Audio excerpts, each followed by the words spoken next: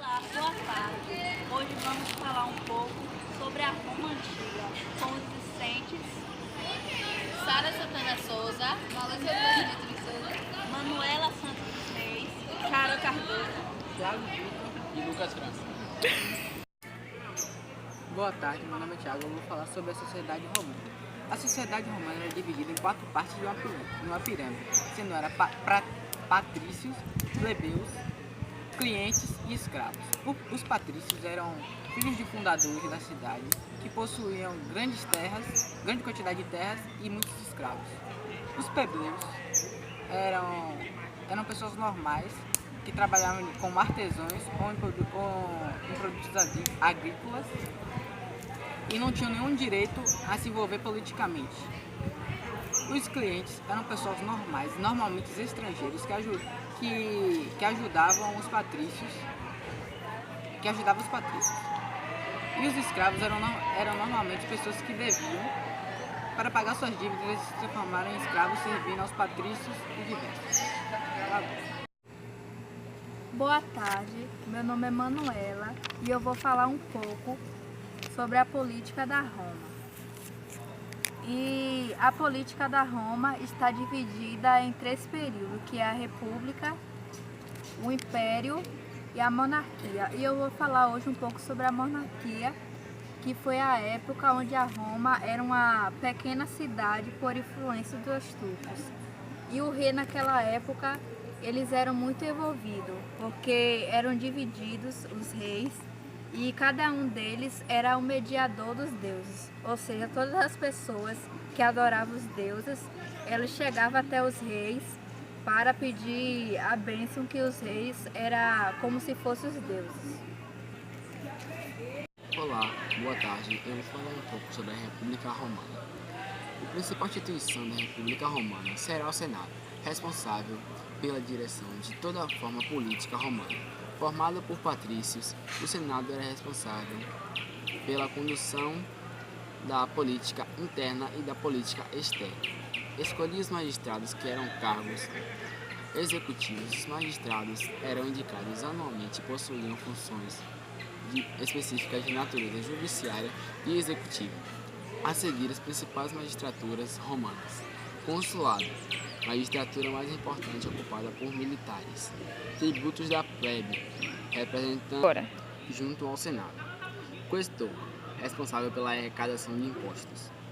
Pretor, encarregado da justiça civil.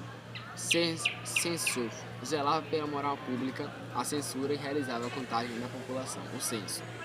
Edil, cuidava da manutenção pública, obras, festas, policiamento e abastecimento. Para completar a organização política restante, as assembleias eram em número de 3. Assembleia Centuriata, mais importante da República, responsável pela votação de todas as leis, monopolizava pelos patrícios. Assembleia Tribunícia, composta pelas tribos de Roma, aqui a votação era coletiva.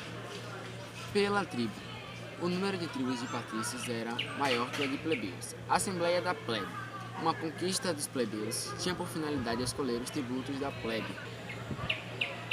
As leis votadas nessa assembleia serão válidas a todos os cidadãos. Trata-se do plebiscito. E agora eu irei falar um pouco sobre o Império Romano. A principal característica do Império Romano é a centralização do poder nas mãos de um só governante. O longo período de guerras civis contribuiu para enfraquecer o Senado e fortalecer o exército. Caio Otávio será o primeiro imperador de Roma e receberá uma série de títulos quais como Augusto, honra dada somente aos deuses, tributo da plebe, vitalício e príncipe, o primeiro cidadão do Senado. Seu governo vai do ano 31 a.C. até o ano 14 d.C. Realizou reformas que contribuíam para a sua popularidade, ampliou e de espaços para a diversão pública, a famosa política do pão e circo. Efetuou uma distribuição de terras aos soldados veteranos e foi um protetor dos artistas romanos. Seu império é conhecido como a Paz Romana, dado ao fortalecimento do exército e a amenização das tensões sociais graças à política do pão e circo e a pacificação das províncias do Império. Agora, querido. O período do Império Romano é dividido em dois momentos. O Alto Império, marcado pelo apogeu de Roma, e pelo Baixo Império, que representava a decadência da queda de Roma. Olá, gente. Boa tarde. Meu nome é Valesca e hoje eu vou falar um pouco sobre a cultura romana. A cultura romana foi influenciada pela cultura grega após sua expansão pelo Mediterrâneo Oriental. Essa influência intensificou-se na medida em que os romanos entraram em contato direto com a cultura helenística. O direito romano foi um dos aspectos mais importantes que os romanos deixaram para os outros povos. Ele surgiu como resultado de um processo histórico lento, fruto de lutas sociais destinadas entre patrício e plebeus. A igualdade civil conseguida entre duas camadas sociais possibilitou o aprimoramento do jus civil romano. Por outro lado, a conquista de outros povos surgiu um trato, o jus gentio.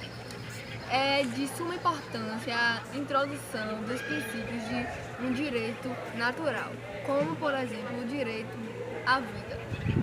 Na literatura, destaque para Cícero, orador, os poetas históricos Orídio e Virgílio e como o historiador Lito Lívio, autor de Histórias de Roma. Olá, boa tarde. Meu nome é Carol. Vou falar sobre a economia. A economia do Império Romano teve como a base única moeda corrente a cobrança de baixas tarifas alfandegárias e uma rede de estradas e portos protegidos. Tudo isso para facilitar as trocas comerciais entre várias regiões. Embora a agricultura fosse a atividade econômica mais importante do mundo romano, comércio marítimo e produtos de subsistência exóticos, o de luxo foi bastante expressivo.